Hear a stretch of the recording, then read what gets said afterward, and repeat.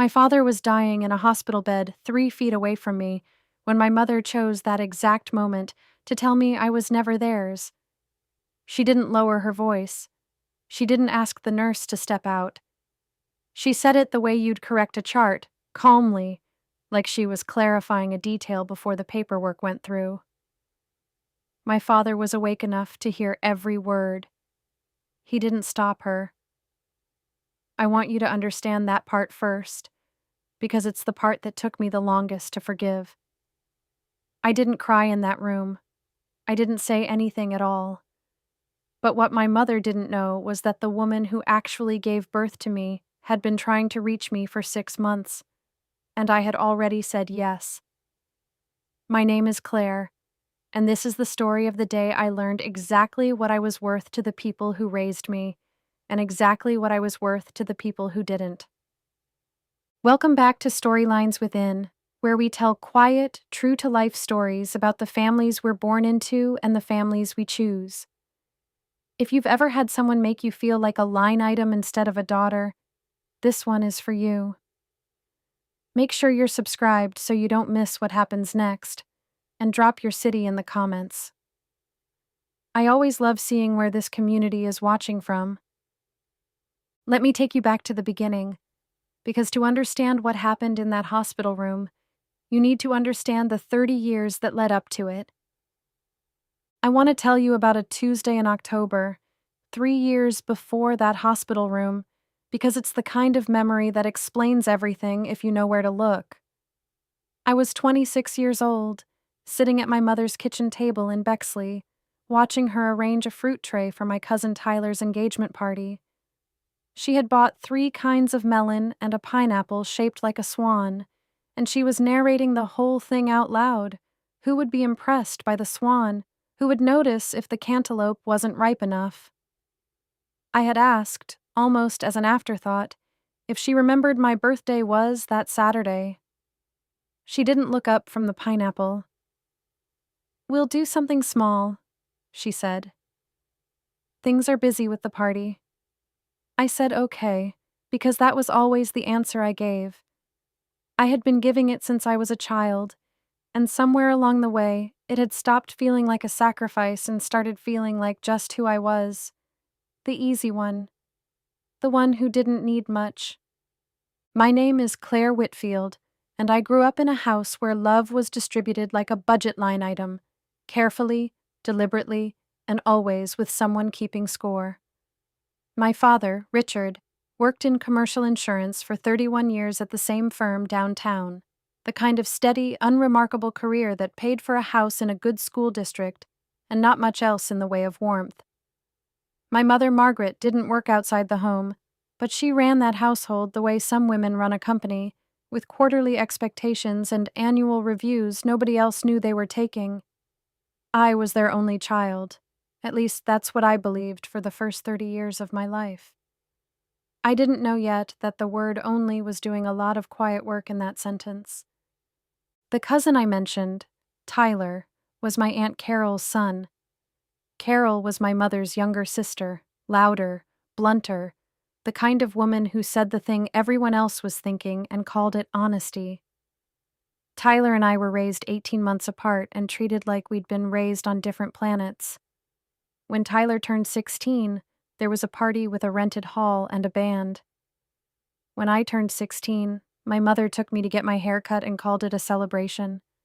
I remember sitting in that salon chair, watching my reflection, and doing the math even then, the quiet arithmetic of a child who has started to understand she costs less because she's expected to want less. I didn't resent Tyler for it. He didn't make the rules. But I noticed, the way you notice a draft in a house you've lived in your whole life, present in every room, never quite explained. I want to be fair to my father here, because the story doesn't work if you think of him as cruel. Richard wasn't cruel. He was absent in the specific way some men are present in a house, sitting in the same room, technically available but never quite in the conversation. He worked long hours and came home tired and let Margaret run the emotional ledger of our family because it was easier than arguing with her about the entries.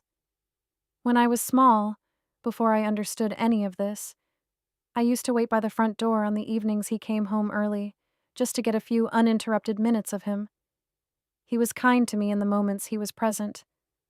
I held on to those moments longer than they probably deserved, because they were rare enough to feel valuable.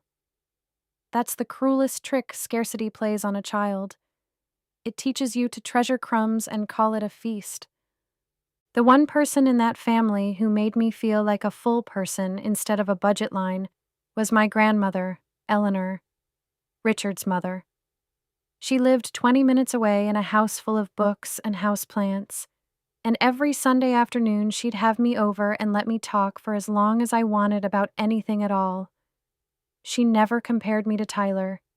She never mentioned the word fair, because fair wasn't a concept she needed. She simply paid attention to me the way you'd pay attention to anyone you found genuinely interesting. When I was 12 and came to her crying because Carol had said something cutting at a family dinner about how lucky I was to even have a seat at that table, Eleanor sat me down at her kitchen table, made me tea I didn't ask for, and told me something I carried for the next 15 years without fully understanding why it mattered so much. "You are not lucky to be here, Claire," she said. "They are lucky to have you. Don't you ever let anyone tell you it's the other way around." By the time I was 30, working as a care coordinator at Riverside Methodist downtown, I had built a life that didn't depend on my parents' approval, even if some old, stubborn part of me still wanted it. I helped families navigate exactly the kind of crisis I didn't yet know was coming for my own. Hospice transitions, insurance disputes, the unbearable logistics that show up right when people have no capacity left to handle logistics. I was good at my job because I understood something most people don't learn until they're forced to. That the moments when families are tested aren't usually the dramatic ones, the funerals, the diagnoses themselves. They're the quiet administrative moments after, the forms, the phone calls, the decisions about who gets told what and when. I had no idea, sitting at that kitchen table in October watching my mother build a pineapple swan, that I was about to live through the exact kind of crisis I'd spent 5 years helping strangers survive. I had no idea that in 4 months, my father would be diagnosed with stage 3 pancreatic cancer, and that the family I'd spent my whole life trying to earn a seat at would use his decline as the moment to finally tell me the truth. The call came on a Thursday in February, while I was at work reviewing a discharge plan for a patient 3 times removed from my own life, and completely unaware that my own family's plan was about to fall apart in exactly the way I spent my days helping other families survive. My mother's voice on the phone was tight and clipped, the voice she used when she was managing a crisis rather than feeling one. "Your father has a mass on his pancreas," she said, as if she were reading it off a chart. "They want to do more tests." I remember sitting very still at my desk, the fluorescent lights humming overhead, and feeling the particular cold drop in my stomach that I usually only felt on behalf of other people. I told her I'd come by that evening. She said that wasn't necessary, that there was nothing to do yet, that we should wait for more information before getting ahead of ourselves. I went anyway. It was the first of many times in the coming months that I would show up somewhere I hadn't technically been invited. The diagnosis, when it finally came 3 weeks later, was stage 3 pancreatic cancer, the kind of news that rearranges a family's entire sense of time. The oncologist, a calm, careful man named Dr. Whitman, walked us through the staging, the treatment options, the honest, unflinching statistics that nobody wants to hear, but that I had delivered to other families more times than I could count. I watched my mother's face while he spoke, and I want to tell you what I saw there because it surprised me even then. She didn't look devastated. She looked like she was taking notes. Margaret had always managed grief the way she managed everything else, by converting it into tasks. Within a week, she had a binder. Appointment schedules, insurance paperwork, a spreadsheet of medication names and dosages. I recognized the behavior because I saw it in families at work all the time, the ones who survived the unbearable by making it administrative. I didn't judge her for it. I understood it. I just didn't yet understand what else was being organized inside that binder, tucked behind the tabs for chemotherapy schedules and pharmacy contacts. I started showing up at the hospital 3 times a week, then 4, then most days after my own shift ended 20 minutes away. It became routine in the strange, hollow way these things do. I'd walk from my own ward to his, badge still clipped to my scrubs, and sit with him while the chemotherapy dripped slowly into his arm. Richard was quieter during those months than I had ever known him to be, stripped of the deflections he used to hide behind: work, the newspaper, the television in the other room. There was nowhere left to disappear to. Some afternoons we didn't talk much at all. I'd read while he dozed, or we'd watch whatever baseball game happened to be on, and there was a kind of peace in it that I hadn't expected, the peace of finally having him to myself, without my mother's ledger running in the background. Carol and Tyler visited twice in the first 2 months. I want to be precise about that number because precision is the only honest way to tell this part of the story. Twice. Carol brought a fruit basket the first time and stayed for 11 minutes. Tyler came once on a Sunday, mostly to ask Richard about co-signing a loan for a truck, a conversation I sat through in the corner of that hospital room with a tightness in my jaw I didn't bother hiding. Meanwhile, I was the one learning the nurses' names, the one who knew which pharmacy had the anti-nausea medication in stock when the first one ran out, the one who sat through 3 different consultations taking notes, because Margaret said the medical language gave her a headache. I didn't do any of it to earn anything. I did it because he was my father, and he was dying, and somebody needed to be paying attention. But I'd be lying if I said some old, 12-year-old part of me wasn't quietly keeping score too, the same way I'd kept score over birthdays and engagement parties for 20 years. I just didn't yet know what that scorekeeping was about to cost me. It was during the 4th month, in May, that I noticed the first real shift in my mother's behavior toward me. Something colder than her usual brisk efficiency.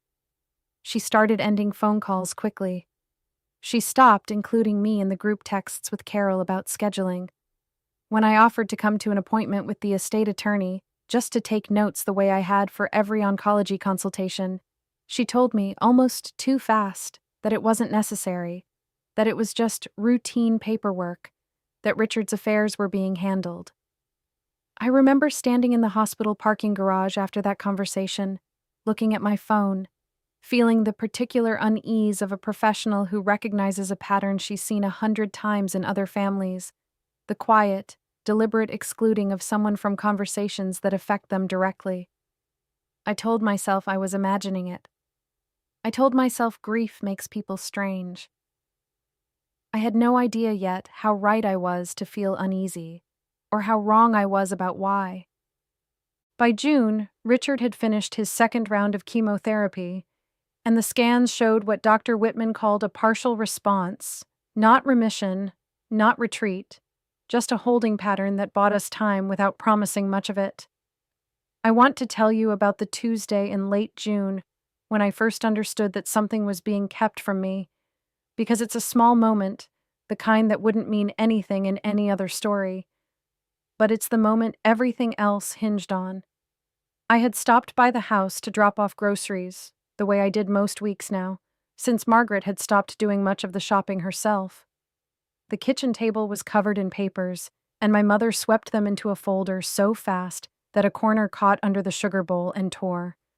I caught one phrase before the folder closed: successor trustee. I didn't say anything. I put the groceries away and left, and I sat in my car in the driveway for almost 10 minutes before I could make myself pull out onto the street. I want to be honest about what I did next, because I think it matters for understanding who I am. I didn't confront her. I didn't call my father and demand an explanation. I went home, and I did what I always did when something didn't add up. I started gathering information quietly, the same patient, methodical way I'd handle a complicated case at work.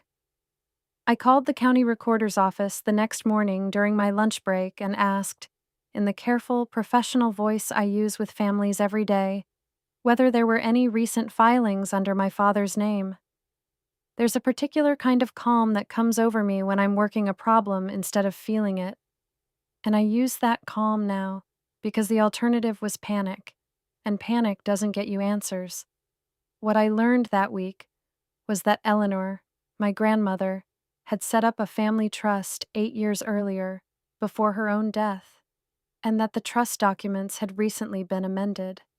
I couldn't get the specifics without more legwork, but I learned enough to know that something involving that trust was actively in motion, right now, while my father was sick, and that I wasn't being told about it.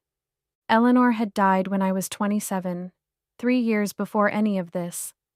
I still missed her every single day, the particular ache of losing the one person who'd made me feel unconditionally claimed. At her funeral, I gave the eulogy, the only one that mentioned her by the woman she actually was, instead of the role she played. I remembered something she'd told me on one of our last Sundays together, her voice already thin from the illness that would take her, something I'd filed away at the time as simply grandmotherly comfort. "You'll always have what you need, Claire," she'd said, holding my hand a little too tightly. I made sure of that a long time ago. I hadn't understood what she meant. I assumed it was the kind of thing grandmothers say, vague and loving and not meant to be taken literally. It would be 3 more years before I understood she'd meant it as a fact, notarized and filed, sitting quietly in a trust document while my parents apparently scrambled around it now. I made an appointment with an estate attorney of my own that week, a woman named Patricia Lowell, whose office was nowhere near my parents' attorney, on the other side of downtown, paid for out of my own savings so there'd be no trail back to anyone who might ask why I was looking. I brought what little I had, the torn corner of paper with 2 words on it, the county filing information, and the eulogy I'd given 3 years earlier, which felt strange to hand over but which Patricia said was useful context.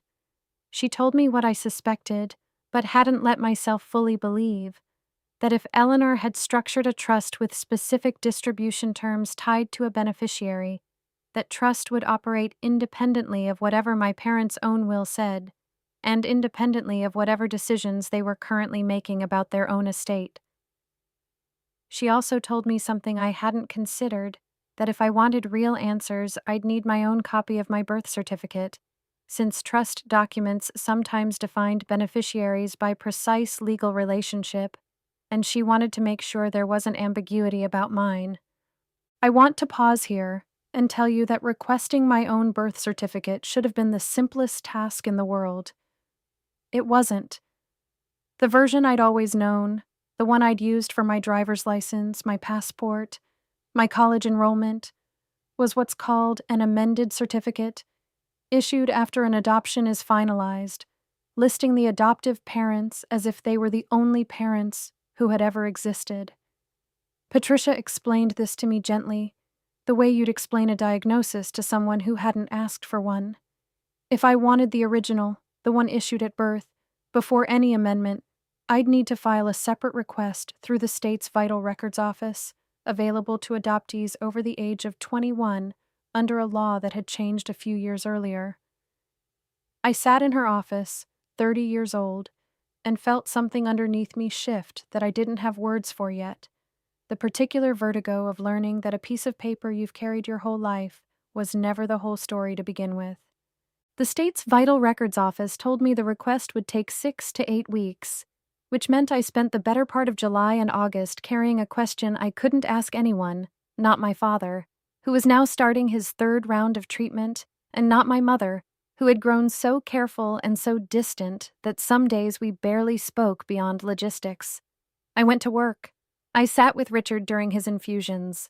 I smiled at the nurses and signed for prescriptions and did the 1,000 small tasks that make up caring for someone who is dying, and underneath all of it, I carried the quiet, persistent hum of a question I didn't yet have language for.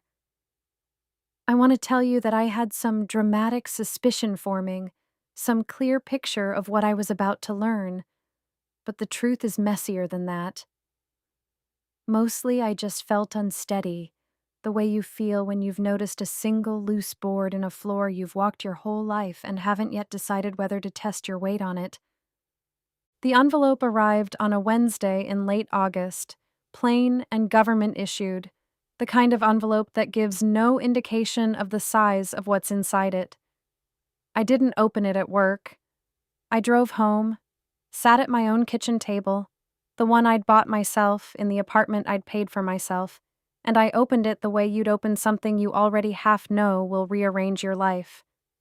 The original birth certificate listed a hospital in Dayton, not Columbus. It listed a date that matched my own birthday exactly. And in the space where a mother's name belongs, it listed a name I had never once heard in my entire life. Lauren Hale. There was no father listed at all, just a blank line where a name should have been, which told its own quiet story. I sat with that piece of paper for a long time. I didn't cry. Not yet. I think some part of me was still doing the math, the way I always did, trying to figure out what this fact required of me before I let myself feel anything about it at all. I want to tell you about the second piece of information that arrived almost on top of the first, because the timing of it still feels almost too precise to be coincidence, though I've come to believe it wasn't coincidence at all, just two systems moving at their own institutional pace and happening to land in the same week. 3 days after the birth certificate, a letter arrived from the state's adoption reunion registry, the one I'd quietly registered with months earlier without telling anyone, on the theory that it would take years to produce anything, if it produced anything at all. It hadn't taken years. It had taken 5 months. The letter said that a match had been found, that a woman named Lauren Hale had also registered, years earlier, expressing her wish to be contacted if her daughter, born on my exact birth date at that same Dayton hospital, ever came looking. There was a phone number. I sat in my kitchen holding 2 pieces of paper, one official and clinical, one warmer and handwritten by a stranger who'd apparently been waiting on the other end of a registry for longer than I'd been alive to know I existed. And I understood that my life had just split cleanly into before and after. I didn't call the number that night. I want to be honest about that, because I think people expect these moments to be immediate, a phone pressed to an ear within minutes of discovery, and that isn't how it happened for me. I sat with it for 4 days. I went to the hospital and held my father's hand while a nurse adjusted his IV. I drove home each night and looked at that number on my kitchen table, like it might rearrange itself into something less enormous if I waited long enough. On the 5th day, a Sunday, I finally dialed it, sitting on my own bedroom floor with my back against the bed, the way you brace yourself for something even when you don't fully know what you're bracing for. A woman answered on the second ring, and before I'd even said my name, she said very quietly, "Is this Claire?" I hadn't told her my name. I hadn't told anyone at the registry what I currently went by. She'd simply known, the way a mother knows, and that single detail undid something in me that I'd been holding together for 5 straight months. I learned more about myself in the first 20 minutes of that phone call than I had in 30 years of living in the Whitfield house. And I want to tell you what that felt like, because it wasn't relief, not at first. It was disorientation, the particular vertigo of hearing your own life narrated by someone whose voice you'd never heard before, but whose cadence, whose particular way of pausing before a hard sentence, sounded uncannily like something I recognized in myself. Lauren told me she was 19 when she had me, that she'd grown up outside Dayton in a family that worked hard and watched every dollar and measured a person's worth, at least in her parents' eyes, by the stability of the family they came from. She told me about a man named Marcus, my birth father, a mechanic's apprentice with no college plans and no family money behind him, and how her parents had decided, the moment they learned she was pregnant, that the relationship and the baby were both problems to be solved quickly and quietly, before they could damage the family's standing in a town where everyone watched everyone else's daughters. She told me she hadn't wanted to give me up. I want to be precise about how she said it, because the wording mattered to me later, turning it over the way you turn over something fragile to check it for cracks. "It wasn't that I couldn't have kept you, Claire," she said. "It's that I wasn't allowed to try." Her parents had arranged everything before she'd even finished her first trimester, a private adoption through a local attorney, the kind of arrangement common enough in small towns in those years that nobody asked many questions about it. She told me she'd held me for 11 minutes in the hospital before a nurse, under her mother's instruction, had taken me to the nursery, and that she had spent every year since marking my birthday privately, alone, with a candle she lit and let burn down to nothing in her kitchen, a tradition I found almost unbearable to hear described, given what birthdays had looked like on my end of that same story. I asked her carefully whether she'd ever tried to find me before. She told me she'd registered with the state reunion registry the year it became legal for birth parents to do so, and that she'd renewed that registration every single year since, even during the years she heard nothing back, even during the 2 years she spent in nursing school working double shifts to support herself, even after she married a man named David, a quiet, steady electrician, and had 2 more children, my half-siblings, a brother named Jacob and a sister named Hannah, neither of whom had grown up rich, but both of whom had grown up, she said, in a house where nobody ever once made them feel like an expense. I asked her why she'd kept registering year after year with no response. She was quiet for a moment before she answered. "Because I never stopped wanting you to find that letter," she said. I figured the least I could do was make sure it never disappeared. We talked for almost 2 hours that first call, and somewhere in the middle of it I told her, haltingly, about my father's diagnosis, about the months at the hospital, about the trust documents I'd glimpsed and didn't yet understand, about the careful, cold distance that had opened up between me and my mother in the last several weeks. Lauren didn't offer advice. She didn't try to insert herself into a situation she had no claim on. She just listened, the way I imagined she must have wanted someone to listen to her 30 years earlier, when her own parents were making decisions about her life without asking what she wanted. Before we hung up, she said one thing that I wrote down afterward on a scrap of paper and kept in my wallet for the next several months, through everything that came after. "Whatever happens with them," she said, "you have people now who would never once make you feel like a guest in your own life." I didn't know yet how soon I'd need to remember that. I brought the original birth certificate to Patricia Lowell's office on a Thursday in early September, and I watched her read it twice, slowly, the way attorneys read documents that are about to matter more than the person across from them realizes. She told me what I'd already started to suspect on my own, that Eleanor's trust, the one I'd glimpsed being amended back in June, almost certainly defined its beneficiaries by specific legal language, and that the question of whether I qualified might hinge on exactly the kind of detail sitting in front of us now. She pulled the county filing information I'd gathered in July and cross-referenced it against public record amendments, the parts of a trust filing that become discoverable once certain triggering events occur. What she found took us most of the afternoon to fully understand, but the shape of it was this. Eleanor had established the trust 8 years before her death, naming Richard and Margaret as caregiver beneficiaries during their lifetimes, with a remainder clause naming her grandchild, defined not by blood but by legal relationship at the time of the trust's creation, specifically as Richard's daughter, Claire.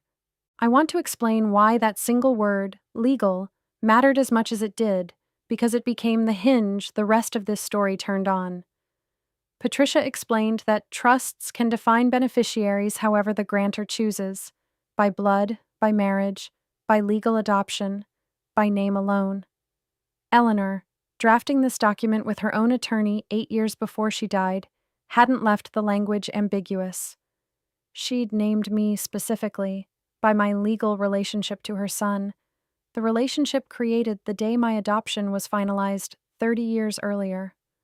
Whatever happened with my birth certificate, whatever I learned about Lauren or Marcus or the family in Dayton that had once decided I was a problem to be solved quietly, none of it touched the trust. Eleanor hadn't needed me to be her blood.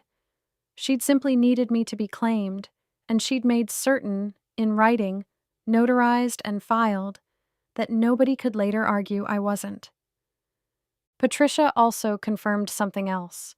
Something that explained the cold efficiency I'd watched my mother apply to every binder and spreadsheet since February.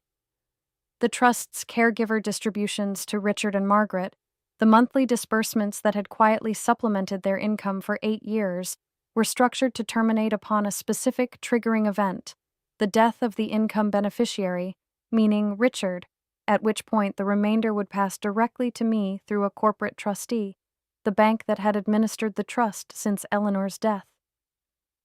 My parents' own will, the document I now understood they'd been quietly revising with their own attorney since at least June, had no authority over any of it.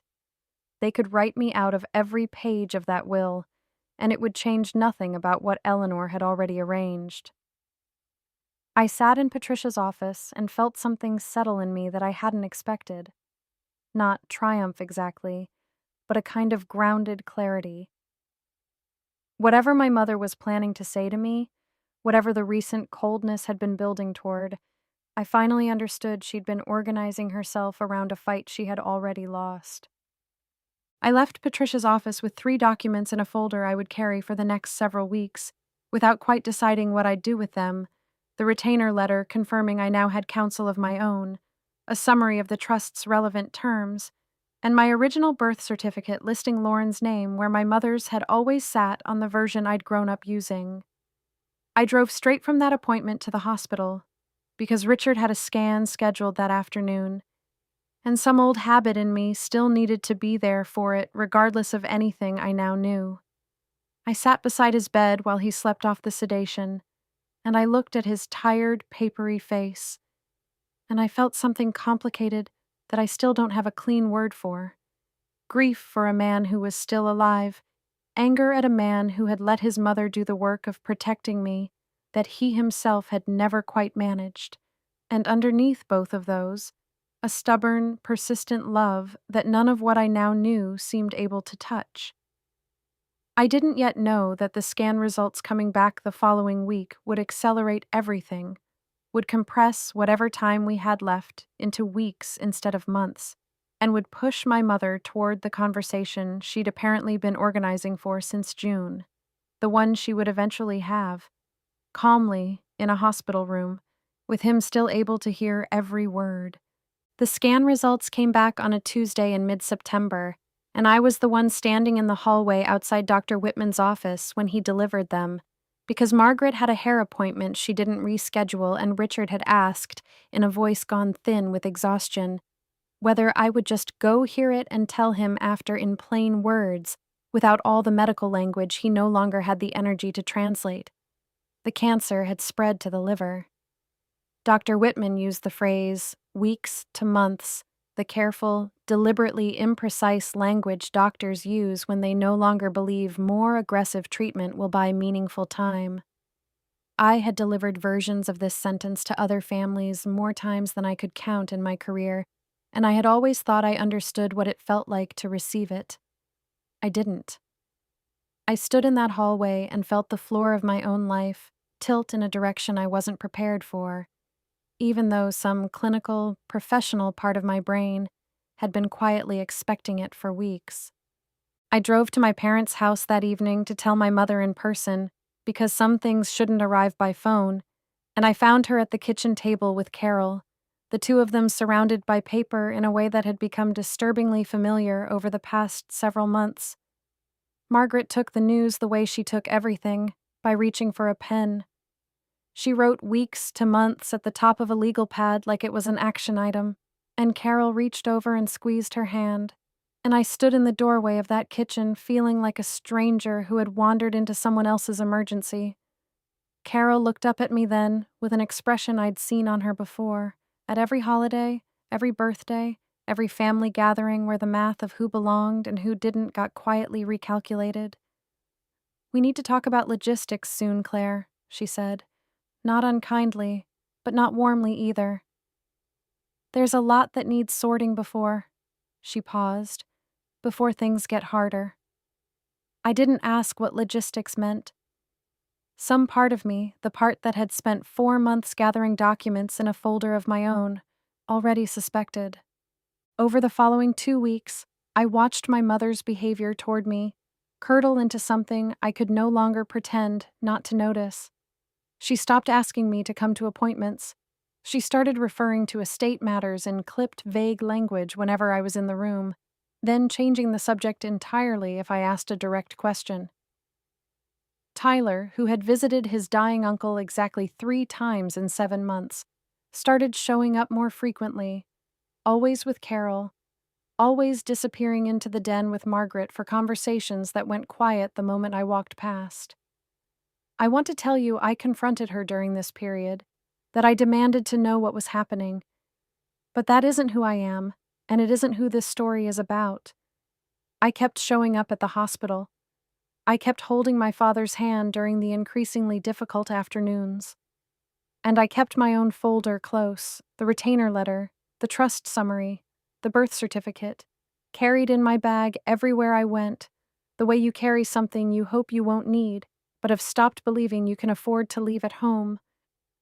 It was Richard who finally told me, in a quiet, gutted voice during one of our last good afternoons together, before the medication made conversation harder, that your mother wants to talk to you about something, Claire, and I think you should be ready for it to be hard. I asked him what he meant. He looked at me for a long moment, his eyes wet in a way I'd only seen once before, at Eleanor's funeral, and he said, "I should have told you a long time ago. And I didn't, and I'm sorry, and that's all I have the strength to say right now." I didn't push him further. I sat with him in silence for the rest of that visit, holding his hand, watching the afternoon light move slowly across the hospital room wall, and I understood, the way you understand a verdict before it's read aloud, that whatever was coming would arrive soon, and that it would arrive in this room, with him still here to witness it, because my mother had never once in her life been willing to do anything difficult without an audience she could control. It was a Sunday afternoon in early October when my mother finally said it, and I want to describe that hospital room exactly as it was, because the ordinariness of it is part of what made the cruelty land so hard. The blinds were half open. A tray of untouched hospital food sat cooling on the rolling table beside the bed. Richard was propped up against 2 pillows, awake but heavily medicated, the kind of awake that takes real effort to sustain. I was in the chair I'd claimed as mine over the past 8 months, the one closest to the window.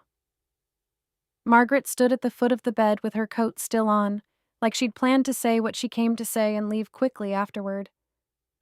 She didn't sit down. She folded her hands in front of her the way she did when she was about to deliver something she'd rehearsed, and she looked at me, not at Richard, and she said, "There's something you should have been told a long time ago." I want to be honest and tell you that some part of me had been bracing for this exact sentence for weeks, ever since Richard's quiet, gutted apology, ever since Carol's talk of logistics, ever since the folder of my own had started feeling less like a precaution and more like a necessity. But knowing a blow is coming and absorbing it when it lands are two entirely different things. "You're adopted, Claire," my mother said, in the same flat, administrative voice she used for hair appointments and fruit trays. "We took you in as an infant. You were never biologically ours." She paused, and in that pause I watched her glance toward the bed, toward Richard, as if checking that he was still tracking the conversation, as if his presence in the room was less a comfort to either of us and more a kind of witness she'd specifically wanted there. "I want you to understand the situation clearly," she continued, "now that things are the way they are with your father. There were arrangements made a long time ago, financial arrangements, that ended when you turned 18. Whatever you may have assumed about what happens after he's gone, I need you to understand that you were never entitled to any of it. You aren't blood. Richard didn't speak. I watched him, lying there, his eyes wet, his hand twitching slightly against the blanket as if some part of him wanted to reach for me and couldn't make the rest of him cooperate. I have replayed that moment more times than almost any other in my life, the specific, terrible stillness of a man who loved me. I believe that. Who loved me in whatever limited, passive way he was capable of, choosing silence anyway, in the one moment silence cost the most. I didn't cry. I didn't raise my voice. I sat in that chair by the window with my hands folded in my lap, and I let my mother finish whatever she'd come to say, the careful language about the will being updated, about there being no ambiguity going forward, about wanting to handle this directly rather than let it become, her word, complicated, later. I want you to know I heard every syllable of it. I want you to know it took everything in me to sit still while she said it. When she finally stopped talking, the room went quiet in a way that felt almost unbearable. Just the soft mechanical sound of Richard's monitor, the distant hum of the hallway outside. I looked at my mother, standing there in her coat, having just told her dying husband's adopted daughter in front of him that she had no claim to anything, expecting, I think, some kind of collapse, some scene she could manage and then leave behind. I gave her something else instead. I stood up slowly, smoothed my sweater, and I said, in a voice that surprised me with how steady it came out, "Thank you for telling me." Then I walked to the side of the bed, took my father's hand, the same hand that had twitched uselessly moments earlier, and I held it for a long moment while he looked up at me with an expression I can only describe as ruined. I didn't say anything else to my mother. I gathered my coat and my bag, and I left the room with the same composure I'd carried into it. And it wasn't until I was alone in the elevator, doors closed, no one else inside, that I finally let myself come apart completely, sliding down against the wall of that elevator car and sobbing in a way I hadn't let myself do since I was 12 years old in my grandmother's kitchen. Richard died 11 days later, on a Thursday morning, quietly, with only a hospice nurse in the room, because Margaret had gone home to sleep, and I had stepped out to get coffee 20 minutes before, the kind of cruel, ordinary timing that grief specializes in. I want to tell you that I felt only sorrow in that moment, but the truth is more complicated than that, and I think honesty matters more than tidiness here. I felt sorrow, real and enormous, for the man who had been kind to me in his limited way for 30 years, who had apologized too late and too quietly to undo anything, who had let silence stand in for the courage he never quite found. And underneath that sorrow, I felt something else too, a kind of bracing, the specific readiness of someone who knows the next difficult conversation is no longer a matter of if, but exactly when. The funeral was a week later, small and formal, the kind of service Margaret would have called appropriate. Carol and Tyler sat in the second row. I sat in the front beside my mother because that was still, technically, my seat, and I delivered no eulogy because nobody asked me to, and because I understood by then that my place in that family had already been quietly reassigned to something smaller than daughter, something closer to formality. Margaret did not mention the conversation from the hospital room again in the days surrounding the funeral, and I didn't bring it up either, because I had learned, over 8 months of careful documentation, that the right time to speak isn't always the moment you're angriest. It's the moment you're most prepared. Patricia had told me as much weeks earlier, sitting in her office with the trust summary between us. "Let them finish whatever they think they're doing first," she'd said. "You'll have a much stronger position once their attorney has actually filed something you can respond to."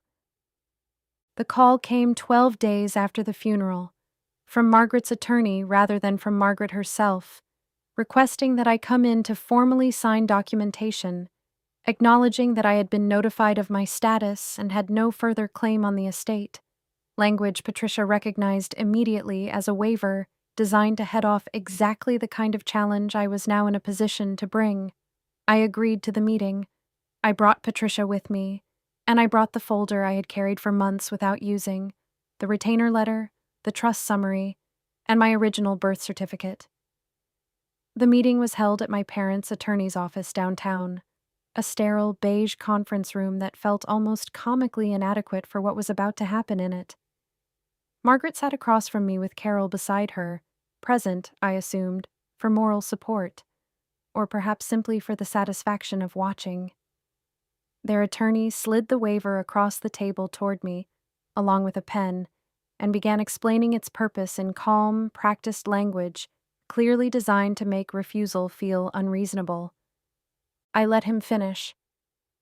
Then I asked a single question, the one I'd been waiting months to ask, in the same calm, professional voice I used at work when I'd found the flaw in someone's filing and wanted to give them the dignity of noticing it themselves. Before I sign anything, I said, "Can you tell me which instrument you filed this waiver against? My father's will, or my grandmother's trust?" The room went very still. Margaret's attorney glanced at her, and I watched something pass across his face that told me he hadn't been given the full picture either. I didn't wait for an answer. I opened my folder and laid the 3 documents on the table, side by side, the way I'd lay exhibits in front of someone who needed to understand their own situation. Patricia explained in clear, unhurried language that Eleanor Whitfield had established an irrevocable trust 8 years earlier, naming me, by specific legal relationship, as the remainder beneficiary upon Richard's death, a trust entirely separate from and unaffected by anything Margaret's own will did or didn't say. The caregiver distributions that had supplemented my parents' income for 8 years had terminated by the trust's own terms on the day my father died. The remainder, the actual asset of consequence, was already, as of that morning, legally mine. I watched my mother read the trust summary, watched her get to the word remainder and then to my name beside it, and I watched the color drain slowly from her face in a way I will remember for the rest of my life. "You filed against the wrong document," I told her, not unkindly, because I no longer needed to be unkind to feel like I'd won anything. "Whatever you think you've been protecting all these months, it was never actually yours to protect." Carol started to say something about contesting it, about Eleanor not being in her right mind, and Patricia, calm and unbothered, mentioned that the trust had been drafted with a full capacity evaluation on file, anticipating exactly this kind of challenge because Eleanor, it turned out, had known her family better than any of us had given her credit for. I gathered my folder, thanked everyone for their time in a voice so even I barely recognized it as my own, and I left that conference room without signing anything at all. It has been a little over a year since that conference room, and I want to tell you honestly what has changed and what hasn't, because I think the honest version of this story matters more than a tidy one. I sold my apartment in Columbus this spring and bought a small house 20 minutes outside Dayton, close enough to see Lauren most weekends, close enough that her younger kids, Jacob and Hannah, have started treating my guest room like it's simply mine, leaving sweatshirts and chargers behind without asking, the way you only do in a house where you've stopped worrying about overstaying. Lauren and I talk most Sundays, the same day I used to reserve for Eleanor, a coincidence I didn't plan but have come to find meaningful in a way I can't fully explain. She still keeps a candle in a kitchen drawer, the same kind she used to light alone every February, though we light it together now, for an entirely different reason than grief. Margaret and I speak perhaps 4 times a year, brief, careful phone calls that neither of us seems eager to extend. She sold the house in Bexley last fall, something about the upkeep being more than she wanted to manage alone, though I suspect the truth has more to do with the end of the caregiver distributions than with square footage. Carol and I haven't spoken since the conference room, and I find I don't miss the absence the way I once would have. Tyler sent a single text a few months after the funeral. 3 words: sorry about everything, vague enough that I've never decided whether it was an apology for the hospital room or simply for the awkwardness of how things ended up. I didn't respond. Some doors don't need slamming, they just need to stay quietly closed. I think about Richard often, more gently now than I did in the months right after he died. I've come to understand him as a man who loved me in the only way he knew how to love anyone: passively, inconveniently, always a year too late to matter. I don't excuse the silence in that hospital room. I don't think I ever fully will. But I've stopped needing him to have been braver than he was capable of being, and there's a kind of peace in that I didn't expect to find. I visit his grave sometimes, usually after I've seen Lauren, and I tell him, out loud, the way you talk to someone who can't talk back, about Jacob's baseball season, about Hannah learning to drive, about the strange, full-circle quiet of building a Sunday tradition with the family who'd been kept from me for 30 years. The trust, for what it's worth, did exactly what Eleanor built it to do. It didn't make me rich in any dramatic sense, but it gave me the down payment on this house, the space to leave a job I'd started to outgrow and take one I actually wanted, working now as a hospice liaison, the kind of work that lets me sit with other families exactly where I once sat with my own. I think Eleanor would have liked that, the symmetry of it, though I never got the chance to tell her so. What I keep coming back to, a year out, sitting in my kitchen most Sunday mornings with a cup of coffee and the particular quiet of a house that finally feels like mine, is something simpler than inheritance or trust documents or any of the legal language that once felt like it would define the rest of my life. If someone in your family only shows up for you when there's something to manage or something to protect, you already know, somewhere underneath the hoping, exactly what that is. It isn't love. It never was. And no amount of shared history or shared blood, or in my case, the careful, deliberate absence of it, makes it love after the fact.